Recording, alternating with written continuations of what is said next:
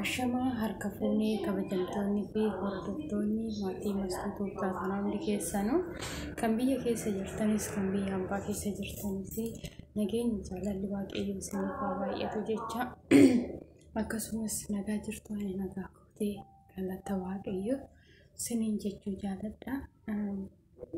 Akkasumas oolumaan turtii hojii maal fakkaatan isin bira ana bira hundumti isaatiyyuu bareeda. Galata waaqayyo isiniin jira.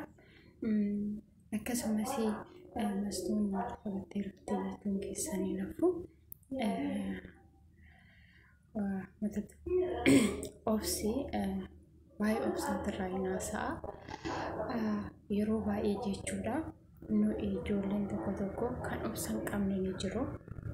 Nama kamimaan taane jaarsallee ta'ee waxaatillee ta'ee daa'imallee ta'ee namni obsan qabne ni jiru jechuudha. Ana wajjin nu taana jechuudha.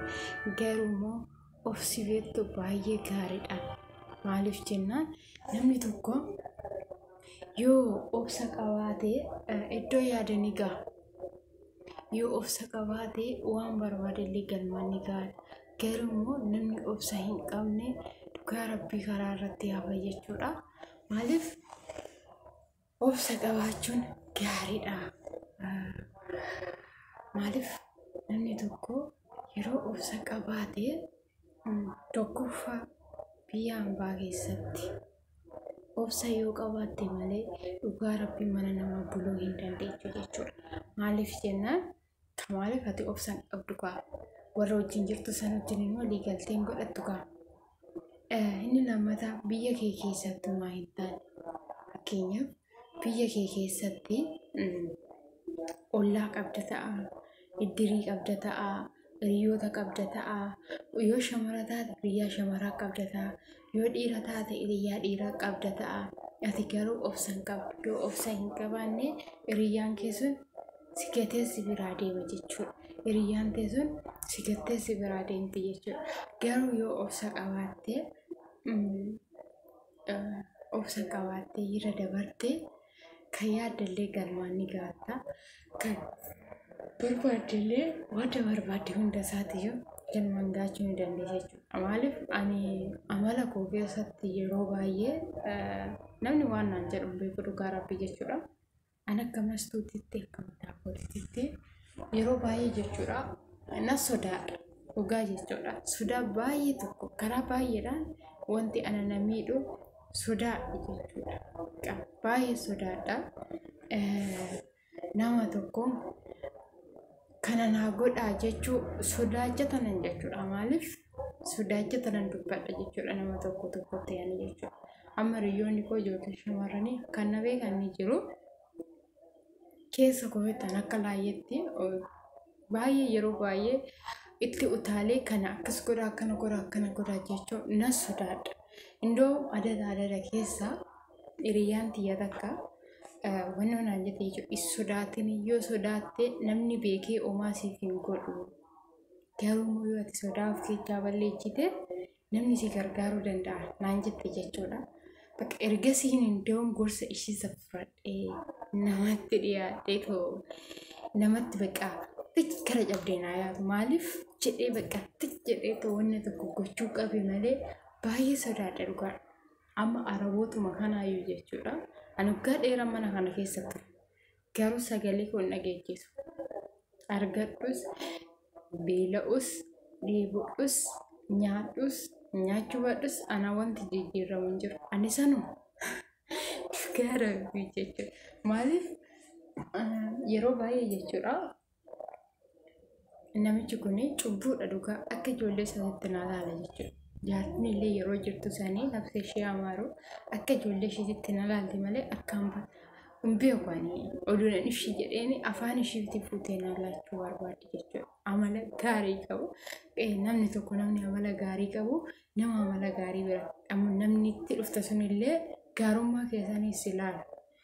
Yeroo ani amala koo keessatti yeroo tokko baqqaa nan tuqinaadha amalli koo malee nama hin tuqu dhugaa rabbii jechuudha. Narra osoo deemtee nama buuku. Namni biraa waan naan jedhu hin beeku jechuudha.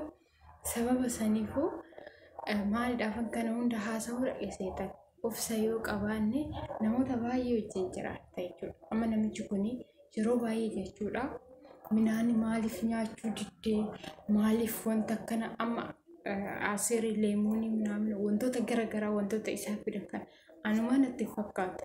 Midhaan natti fakkaata. Maaliif nyaachuu diddee maaliif dhuguu diddee maaliif akkana gochuu diddee maaliif akkas gochuu diddee jedhanii baay'ee bakka itti dhaga'ama jechuudha. Ani immoo bakka keessi uumaa natti fakkaatu ba'a. Dhimma kootiyyuu gooti. Amala koo keessatti beektu daabboo jechuudha.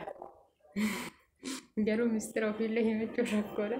Amala koo keessatti daabboo osoo argee bakka naaf adda jechuudha. Daabboo humna olan jaaladha garuu jala koo osoo jiraate coomnu waan itti fakkaatu.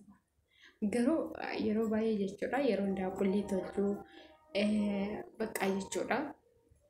Fakkeenyaaf biyya kana keessatti nyaanni biyya kana keessatti ganuma nyaatama, man'uusheen nyaatama, fuuliin nyaatama, man'uusheeyyuu anisa sadii godhattee nyaachuu ni dandeessa. Fakkeenyaaf zaatarii wajjiniin, kishikii wajjiniin, jimnee wajjiniin.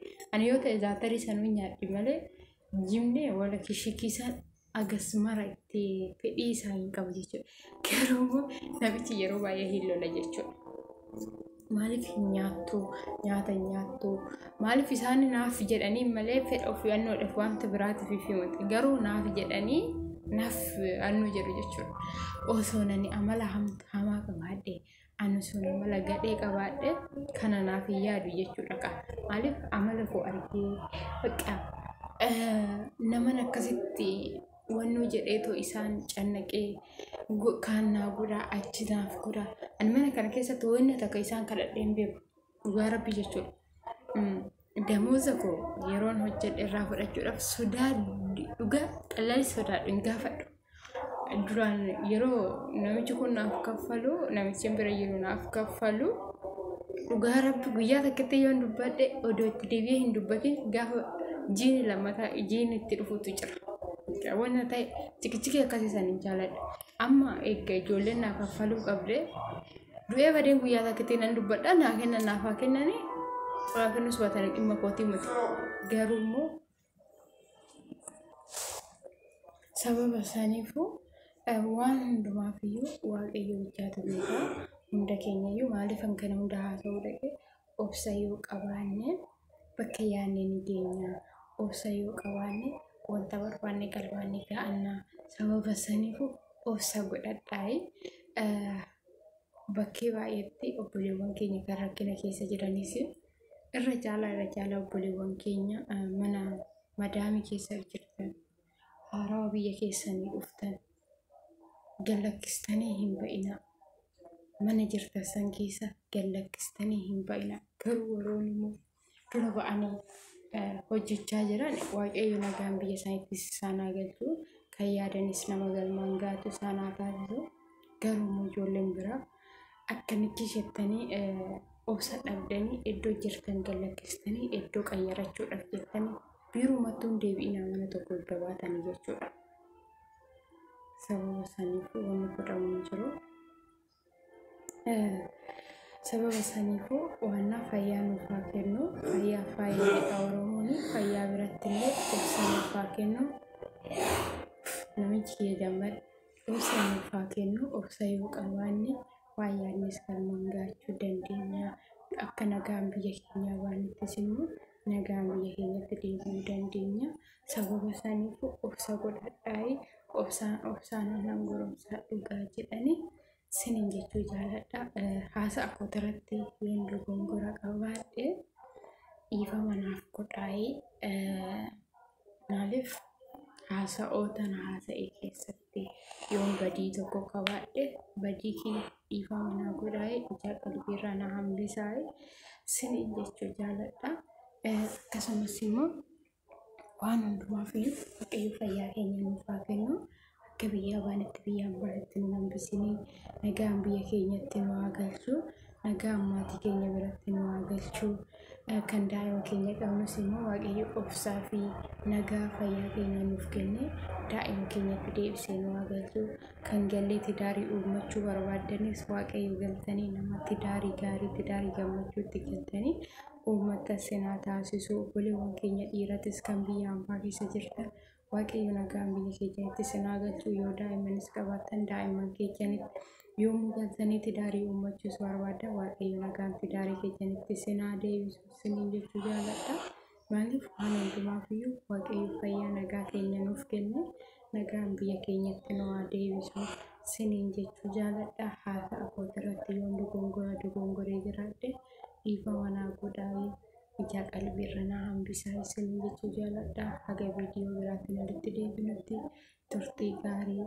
Baay'ee sin jaalladha, baay'ee sin kabaja siniin jechuu jaalladha. Turtii gaarii siniif haa ta'u.